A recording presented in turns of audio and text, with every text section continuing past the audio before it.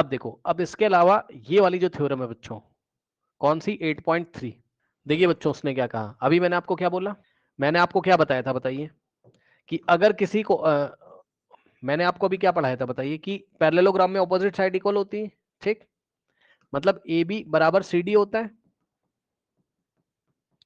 और A D बराबर B C होता है। ये होता है, ये होता है, ऐसा होता है, ठीक, ऐसा होता है, ठीक।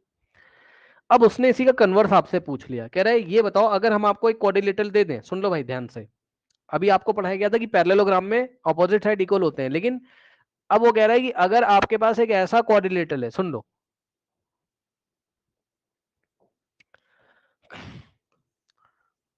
अब उसने ऐसा बोला कि अगर आपके पास एक ऐसा क्वाड्रिलेटरल है जिस क्वाड्रिलेटरल में, सुन लेना भाई ध्यान से, ठीक, सुन लेना ध्यान से, आपके पास एक ऐसा क्वाड्रिलेटरल है, ठीक, जिस क्वाड्रिलेटरल में, जिस क्वाड्रिलेटरल में क्या कह रहा है, each pair of opposite sides is equal, मतलब गिवन क्या है आपको, each pair of opposite sides of quadrilateral equal. Each pair कौन कौन सा पेयर है, ए बी किसके साथ पेयर बनाता है, सी डी के साथ, और बी सी किसके साथ ऑपोजिट पेयर बनाता है, ए डी के साथ। तो ऑपोजिट पेयर, हर एक ऑपोजिट पेयर इक्वल है, यानी कि ए बी किसके इक्वल दिया हुआ है, सी डी के इक्वल दिया हुआ है, और इसी तरीके से ए डी किसके इक्वल दिया हुआ है,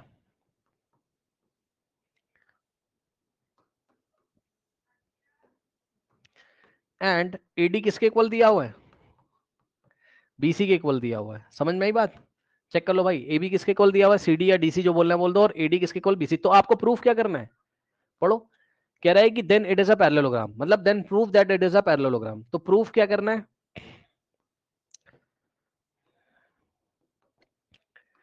हाँ भाई प्रूफ क्या करना है, प्रूफ दैट, हमें प्रूफ करना है कि A B C D is a parallelogram. क्या प्रूफ करना है, A B C D is a parallelogram, ये आपको प्रूफ करना है इस बार। तो ये उसी थ्योरम का कन्वर्स है एक तरीके से। आपको एक कोऑर्डिनेटर दे दिया है जिसके ऑपोजिट साइड्स इक्वल हैं, तो प्रूफ करोगे ये पैरेललोग्राम है, ठीक। कैसे करोगे भाई, देखते हैं कैसे करोगे, देखते हैं, बहुत आसान है। आप क्या करो, इसमें एक कंस्ट्रक्शन करो, draw the diagonal B D, proof, draw the diagonal B D, ठीक। बी डी डायगोनल ड्रॉ करोगे, और जैसे ही आप ड्रॉ करोगे तो क्या हो जाएगा बताओ, triangle A B D,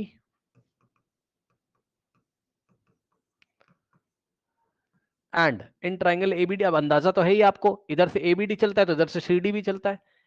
in triangle C B D मत कर देना, सी डी बी, अंदाजा तो आपको है ही है, पीछे करके आए हो आप। इधर से ए बी डी चलेगा तो इधर से सी डी बी चलेगा। अब ध्यान से सुनो, ए बी किसके इक्वल है, सी डी के, क्वेश्चन में दिया हुआ है, चेक कर लो, गिवन है। ऑपोजिट साइड इक्वल है, ए बी किसके इक्वल दिया हुआ है, सी डी के, गिवन, ठीक। उसके बाद बी डी किसके इक्वल है, डी बी के, कॉमन है,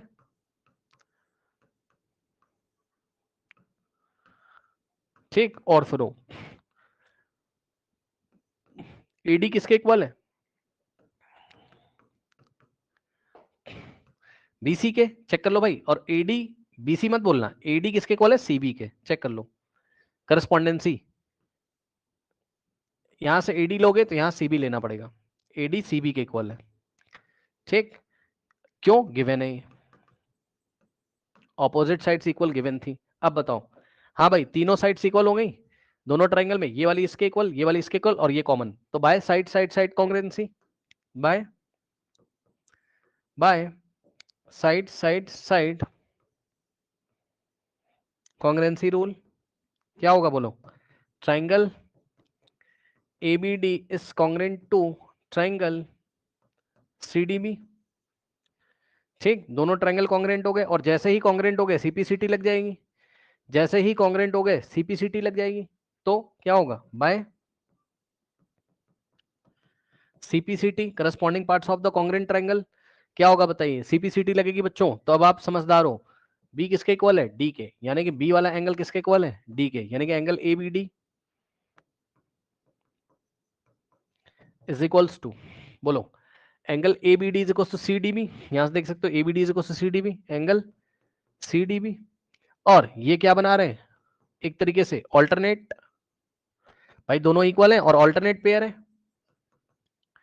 ठीक, और ऑल्टरनेट पेयर है यदि, तो बताओ कौन सी लाइन किसके पैरेलल हो जाएगी, A B is parallel to C D मान लिया जाएगा। सो दिस इंप्लाइज कि A B is parallel to क्या हो गया, सी डी। तो देखा आपने, आपने एक टारगेट कंप्लीट कर दिया कि ए बी पैरेलल क्या है, सी डी के। अब इसी तरीके से बच्चों एक बात बताइए, क्या आप लोग समझ रहे हो भाई, ए बी ऐसे जा रहा है और सी डी ऐसे, और ये ट्रांसवर्सल लाइन है और ये वाला एंगल आपने इसके इक्वल दिखा दिया है, तो मान लिया जाएगा ना कि ए बी किसके पैरेलल है, सी डी के। तो ए बी सी डी के पैरेलल दिखा दिया आपने, यानी कि एक पेयर ऑपोजिट वाला पैरेलल दिखा दिया, आप बचा दूसरा पेयर उसको भी पैरेलल दिखा दो, तो ये पैरेललोग्राम मान लिया जाएगा।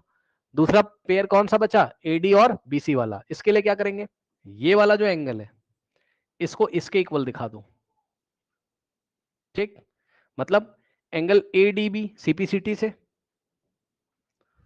बाय सीपीसीटी क्या हो जाएगा, angle ABD, angle ABD is equals to ABD is equals to CBD.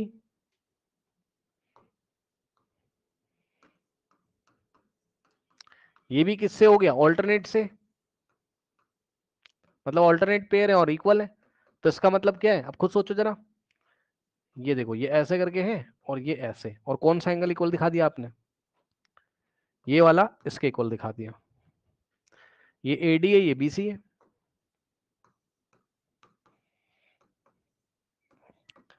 और ये वाला एंगल आपने इसके इक्वल दिखा दिया है, चेक कर लो, एक मिनट, इसका नाम था ADB,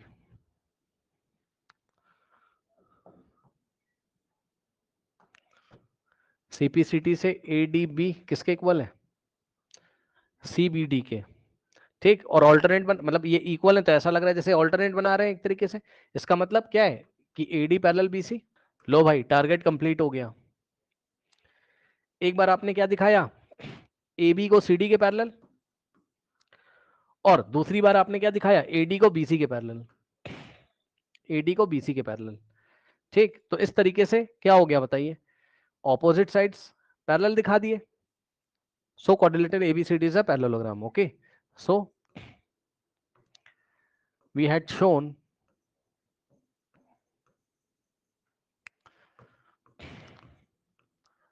opposite sides of parallelogram of opposite sides of quadrilateral ABCD are parallel, so are parallel, so quadrilateral ABCD is a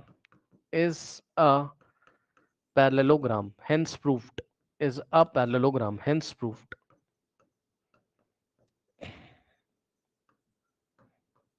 देखा, तो इस बार बच्चों उसने क्या दिया था आपको कि एक ऐसा कोऑर्डिनेटल है, अभी ये कोऑर्डिनेटल था, पैरेललोग्राम नहीं था, बस एक कोऑर्डिनेटल था जिसके ऑपोजिट साइड इक्वल दिए हुए थे, ये गिवन था, ऑपोजिट साइड इक्वल दिए हुए थे, प्रूफ करना था एक पैरेललोग्राम है, तो पैरेललोग्राम प्रूफ करने के लिए हमने क्या किया, इसके ऑपोजिट साइड को पैरेलल दिखा दिया, A B parallel C D दिखा दिया और A D parallel C B दिखा दिया। ये सारे थ्योरम्स आप कल की क्लास में प्रैक्टिस करके आओगे, बताइए कोई समस्या।